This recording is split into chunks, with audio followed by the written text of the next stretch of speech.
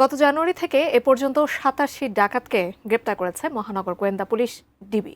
নিয়মিতই ডাকাতদের মনিটর করছে গোয়েন্দারা। তার অংশ হিসেবে স্বর্ণের দোকানের ডাকাতির প্রস্তুতিকালে ৭ ডাকাতকে গ্রেপ্তার করেছে ডিবি। সাব্বির আহমেদ জানাচ্ছেন বিস্তারিত।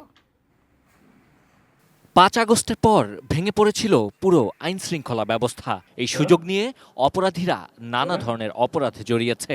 রাজধানী ও রাজধানীর বাইরে স্বর্ণের দোকান ও বিভিন্ন জায়গায় ডাকাতির ঘটনা ঘটছিল।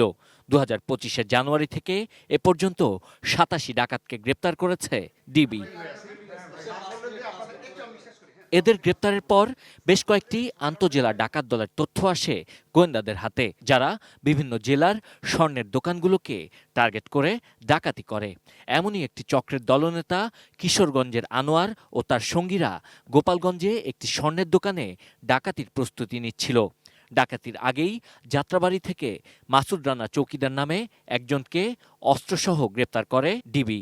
রোববার ডিএমপির মিডিয়া সেন্টারে এক সংবাদ সম্মেলনে এ তথ্য জানায় গোয়েন্দারা।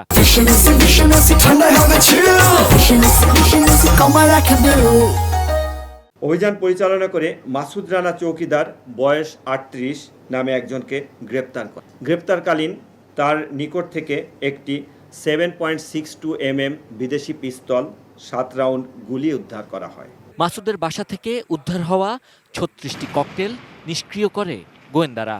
পরে ডাকাতিতে ব্যবহার হবে এমন মাইক্রোবাস, গাড়ি, অস্ত্র ও বিভিন্ন সরঞ্জাম সহ ৭ জনকে গ্রেপ্তার করে গোয়েন্দারা।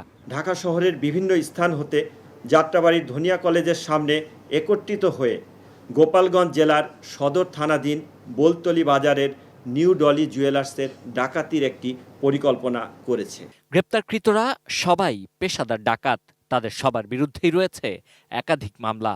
দাবি গোয়েন্দাদের, ডাকাতি ঘটনার মূল পরিকল্পনাকারী মোহাম্মদ পলাশ শেখ ৩৭ বছর বয়স এবং আনোয়ার হোসেন ৪৪ বছর বয়সকে ধোলাইপাড় এলাকা থেকে গ্রেপ্তার করা হয়। Sabbir Ahmed, ATN news, Dhaka.